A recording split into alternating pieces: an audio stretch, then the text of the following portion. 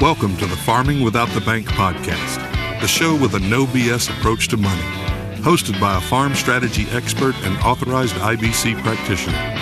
Join us as we get real and expose the flaws of traditional financial institutions in order to help farmers take control of their finances, create peace of mind, grow their wealth, and leave a legacy. Now, here's your host, Mary Jo Irmen.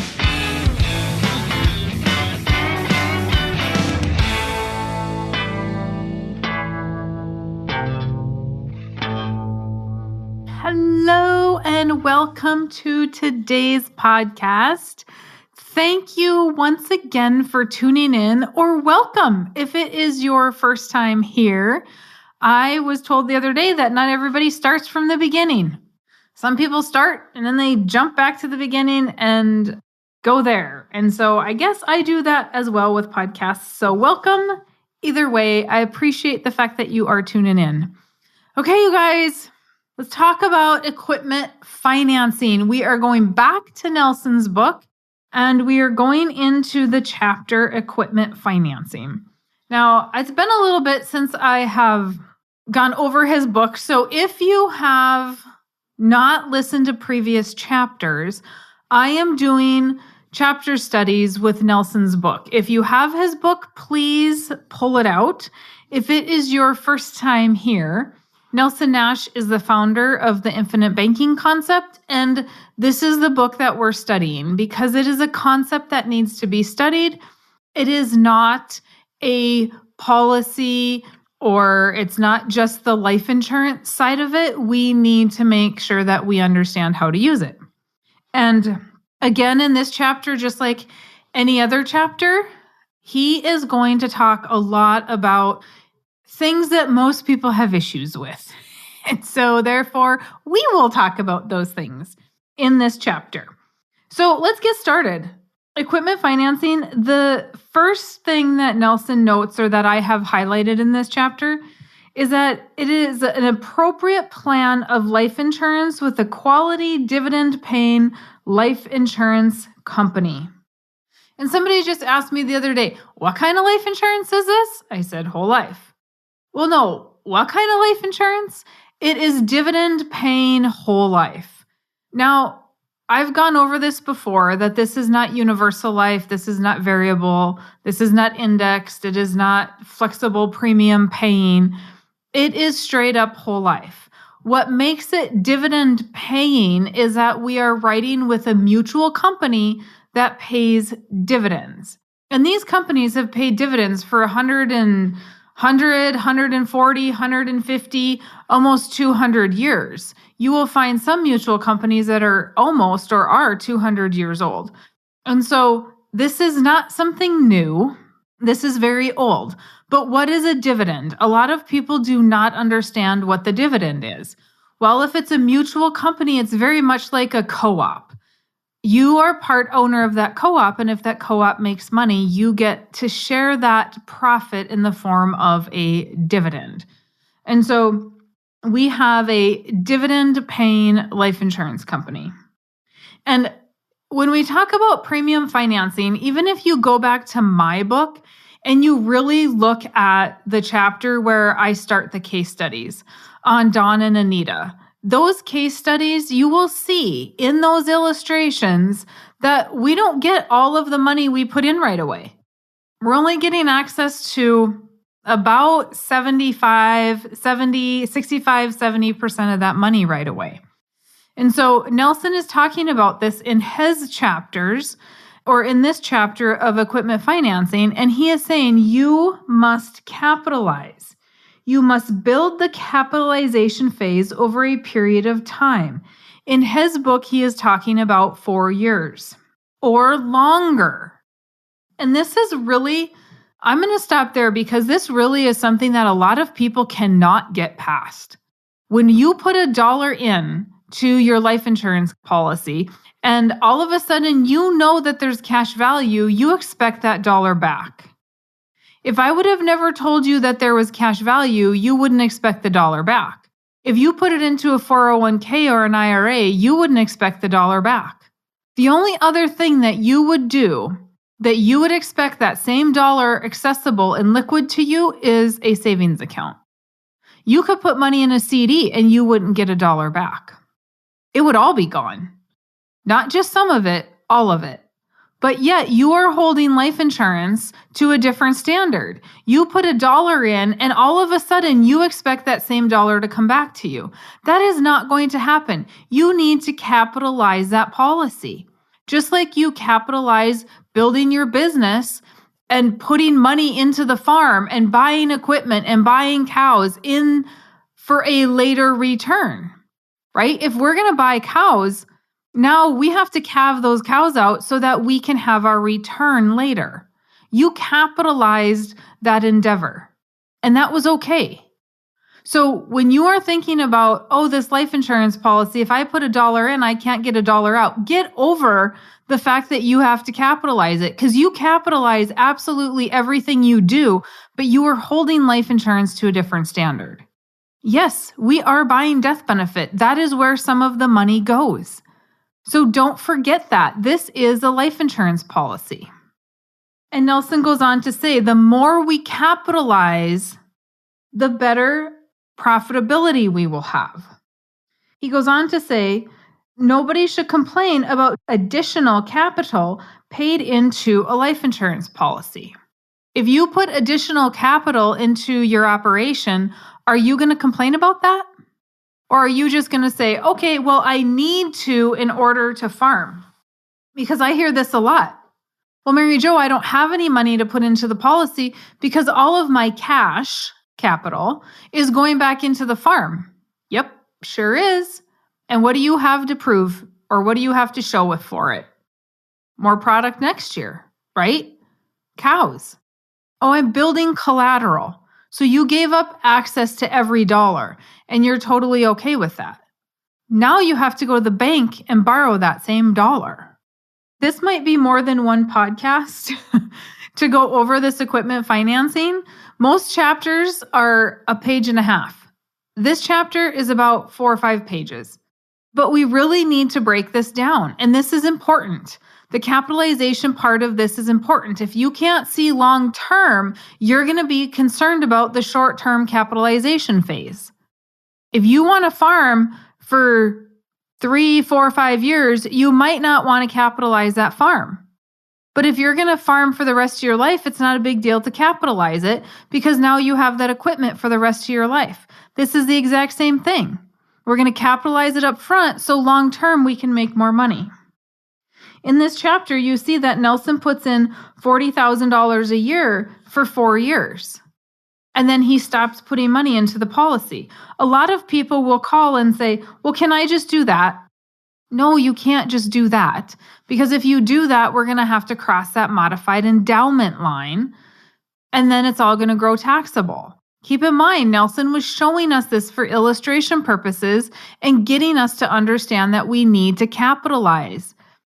He's saying don't take a loan against your policy right away.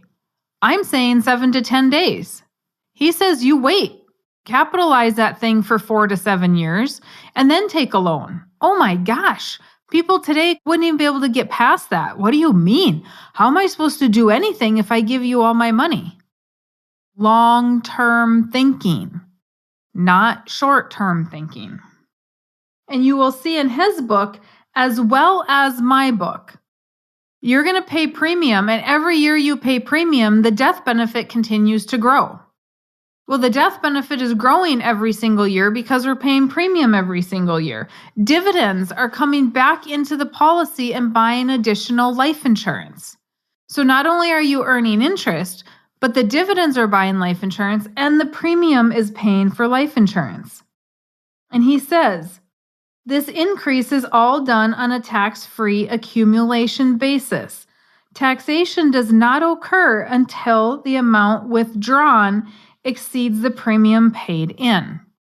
So this is very important because as your cash value grows, it's all growing income tax-free unless you withdraw what you put in. Taxation does not occur until the amount withdrawn exceeds the premiums. Now, I went over this in a previous podcast. And so if you are withdrawing more than what you paid in, you are going to pay tax on the growth. If you withdraw it, if you borrow against it, that is not the case because it is a loan. So when we say, hey, you should read Nelson's book more than once, this is why. Little things like this, one word in an entire paragraph can clarify everything. If we withdraw it, so when we take money for retirement, we are not taking it in the sense of a withdraw. We are taking it in the sense of a loan because they are looked at differently in the tax code. And many people say, well, can I just use the dividend? And Nelson says here, he could decide to draw a larger income from dividend credits, but doing so would diminish the capital base and the ultimate death benefit. So if you're going to take the dividend, you are also giving up death benefit. If you borrow against it, you're not giving up any death benefit. I guess you are in the sense that you're getting the loan minus the death benefit, but we're not reducing it and we're not reducing cash value. That's the other thing. When you actually take out a dividend or you withdraw money from the cash value, that's not in there earning interest because we didn't borrow against it. We physically took it out. So now we don't have anything compounding, and it has reduced the amount of compounding. And everybody is wondering, well, what about the MEC? What about this taxable? We have to do this all correctly. And I love this one sentence. There is no need to dwell on the matter at length at this point. You will see by the next series of examples what is most important. So don't get so overwhelmed with the taxation part of it. Do I withdraw it? Do I take a loan? It's all going to depend on the situation. I have clients who are in retirement. We are withdrawing up to what they put in, and then we're borrowing against the growth. Some of them are paying premium, some of them are not paying premium. What we're going to do at retirement depends on what the situation is at retirement. What we need to understand and why Nelson calls this, you become the bank, right? Becoming your own banker. The reason that he says that is because when we have a policy, we outrank possible borrowers in access to the pool of money that must be lent to make the life insurance plan work. So we outrank anybody else in the life insurance company, and we get first dibs at our money. They can't say, oh, sorry, Mary Jo, you gotta just stand back because I lent your money to Joe. And when Joe pays that back, now you have access to it. Nope, I am number one. I have complete access and control to my pool of money. And they want to lend money because guess what? Money in motion makes money. Why do we have 0%, 2%, 1% interest rates right now? Because the more money that gets lent out, the more things that get bought, and it all comes back. It's just like water.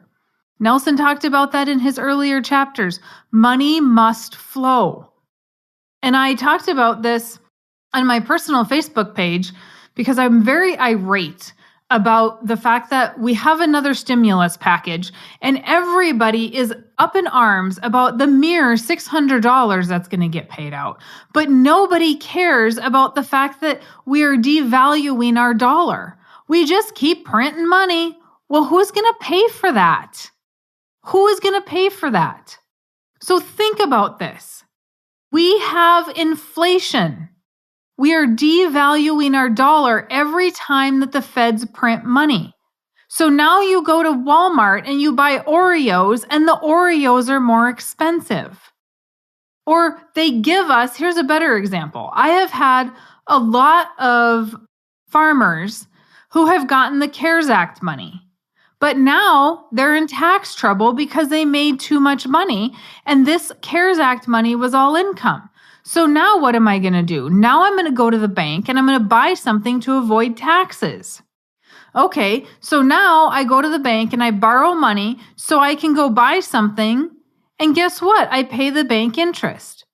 So they gave me free, which is never free. They gave me free money that I now get to pay taxes on, or try to avoid taxes on, and I'm going to give money to the bank instead. Who wins here?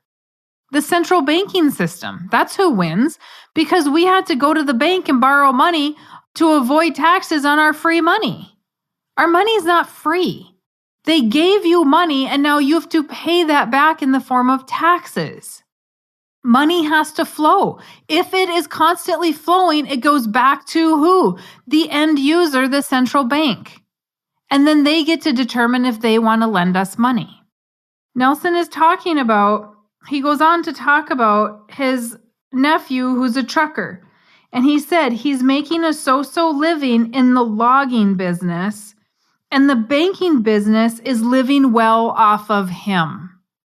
Because his nephew went to the bank and borrowed money to buy trucks for logging, he was making a good amount of money off the logging business, but who was making a better living off of him? The banking business.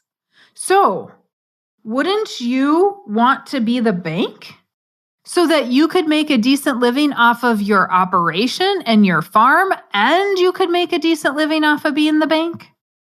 He said, look at how you are building equity in your equipment. But he's building equity in the wrong place.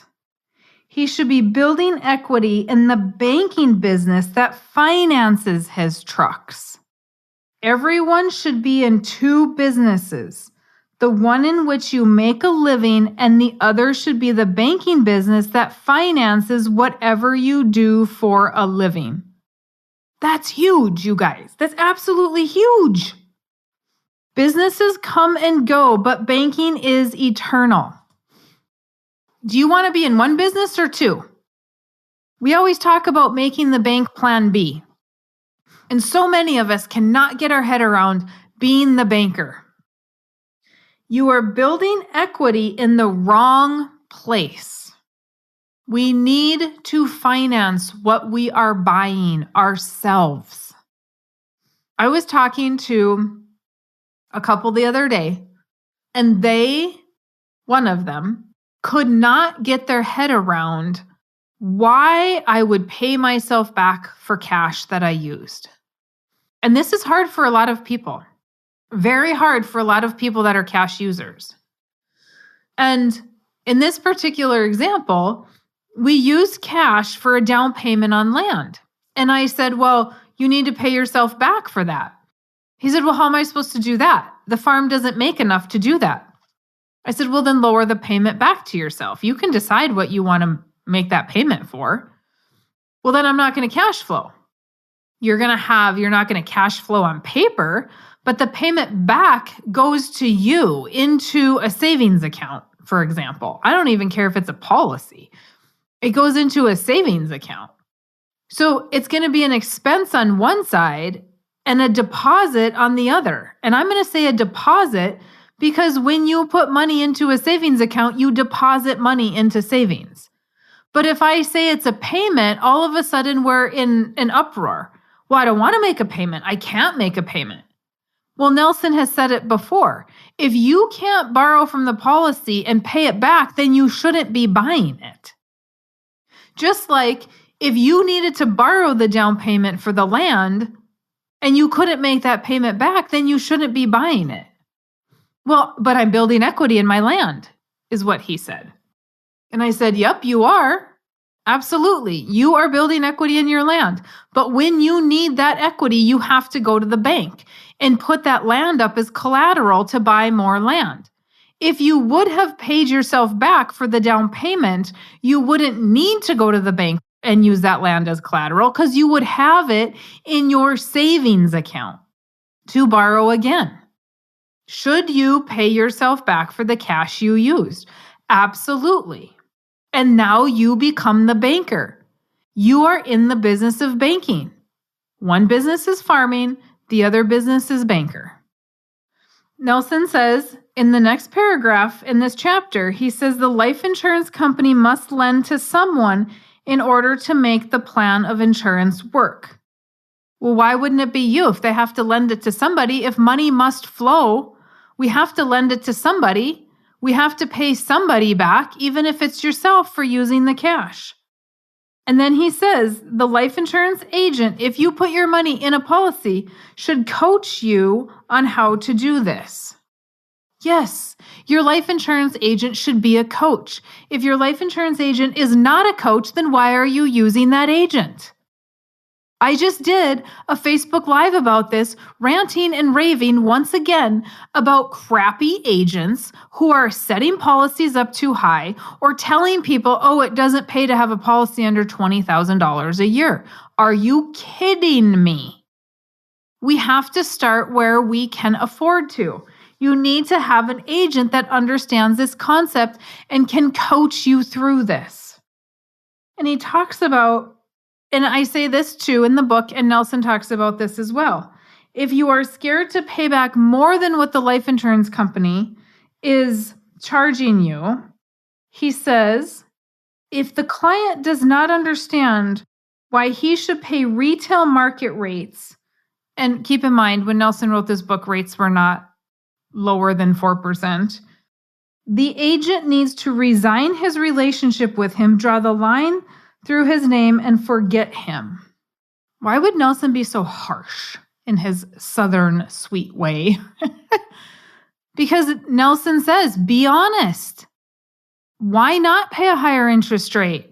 Well, I can't afford it. Stretch the loan out then. Again, that money goes back into the policy. Anything extra is not going to go in as a loan repayment. It is going to go in as premium and do what? Increase the amount of cash value you have access to borrow against again. If it can't go in as premium in that policy, it's going to go into another policy as premium. I'm only over 2 pages of this chapter, but this is super important stuff. Yes, Nelson has numbers coming up in the rest of this chapter, but this is important. We need to capitalize. We need to understand money needs to flow. We need to understand that we have to be honest bankers. We need to understand that we need a good agent. All of that in 2 pages, you guys. And I'm over 20 minutes into this thing, and we haven't even got to numbers because the numbers don't matter. What matters is that you control the banking function of your life. You become the banker. You pay an honest amount of interest. You pay yourself back for the loans that you took or the cash that you used. I'm going to add that to this chapter because so many farmers out there are pre-buying fuel, chemical, fertilizer, seed, feed. You are pre-buying all of those things to avoid taxes for next year, and you're doing it with cash. Are we ever paying ourselves back for those things? We buy a pickup with cash. Do we pay it back? Land down payment with cash, tractor with cash, cows with cash. Do we ever pay ourselves back for that? If not, you're a really lousy banker, or you really just don't think highly of yourself. That's just in the first 2 pages of this chapter. And I'm going to end it there, and I'll continue on in another podcast because I don't want this to get so super long. But that should give you, those 4 things should give you enough to think about in the next week that you should be able to sit down and say, how much of this function do I want to control? How do I start my business, and how much capital can I put into it to begin? Most of the time, all we're doing is redirecting dollars. But how much cash are you spending and you're just buying things with it you've not paid yourself back for? And I'm not talking necessarily utilities and groceries. I'm talking bigger purchases. Cars, equipment, cattle, seed, fertilizer, chemical, grain bins, right? And are we keeping track of that in our books? Or we just spend so much of it we don't even know where it's going? How about you add a line item to your books that says purchased with cash? So now you know how much you're actually using in cash every single year. Again, needing to know our books, but you need to know your books if you're also going to be the banker. Because I'm not the banker, I'm the coach. I'm not taking that responsibility. Many of you have already given that responsibility to the banker, and then you don't like them when they give you the wrong answer. Well, you don't even know what the right answer is if you're not keeping your own books and paying attention to your own numbers. So think about those 4 things until the next podcast, and then I will finish and go over the rest of this chapter then so that we can combine it all together back to back. I'm not going to make you wait weeks to do that, but that's going to give you enough to think about. And because this podcast is coming at the beginning of the new year, this is a good time to reflect on what the heck did we do last year and how can we do it better? Not just can we have better seed, better fertilizer, better feed, better chemical, right? Not just can we reduce some of those costs. That's great to reduce those costs. But the biggest function in your operation is your money, and you are not paying attention to that function. If you guys need anything from me, you can find me at maryjo@withoutthebank.com, and we are happy to answer those. If you have not gotten your book, Farming Without the Bank is in audio, and it is downloadable. So you can go to farmingwithoutthebank.com and you can get your book in audio. You can get Nelson's book and follow along with these chapter reviews, so you're understanding what he is talking about. I have a lot of people that say that these podcasts are more informative than the book. Can I just meet with you because I listen to the podcasts? Well, thank you very much. That's a compliment. I appreciate the fact that they are informative, because that's my goal, is to make them informative and not some Comedy Central here, right? Granted, I was not born a comedian, but this is not supposed to be lighthearted. This is supposed to be informational. I can't stand stuff that's just a bunch of fluff. But that doesn't mean it replaces my book. It doesn't mean it replaces Nelson's book. I had a gentleman the other day that told me he's listened to my book 14 times, and every single time he hears something different. Every single time you listen to that book, you're going to hear something different. So why are you only listening to it one time? You can also get Nelson's book on audio. You can go to infinitebanking.org and you can get his book on audio as well. I don't believe his is downloadable, but nonetheless, you can figure out how to download it onto your computer and then put it on your phone and all that good stuff. But the more you listen to these, the more I read Nelson's book, the more I'm consuming every single time. I have not arrived, and I am nowhere near the arrival syndrome. And you guys are just starting in this process. You're not going to be anywhere near the arrival syndrome either. And there's a lot to be learned. So listen to the podcasts more than once. I had questions again about stuff I've said in a podcast about how loans work. A lot of those questions are answered in that podcast. If you need to schedule an appointment with me and you've read the book, you are getting emails. If you bought the book from me, you're getting emails to my calendar. If you did not buy the book from me and somebody gave you the book, just email us at maryjo@withoutthebank.com and we will email you a link to my calendar, or you can go ahead and call our office and we can schedule an appointment for you. I am not booked out that far. So get on the schedule now so that you're not always waiting 4 weeks to see me. Okay, guys, that's it. That's all I got today. Until the next podcast, you have an absolutely fantastic week, and I will talk to you again next week. Thanks for listening to the Farming Without the Bank podcast. We hope today's episode has inspired you to take control of your finances in new ways. Don't forget to check out our website, farmingwithoutthebank.com and engage with us on our Facebook page, Farming Without the Bank. Join us next week as we smash more financial myths and empower you to accomplish your financial goals.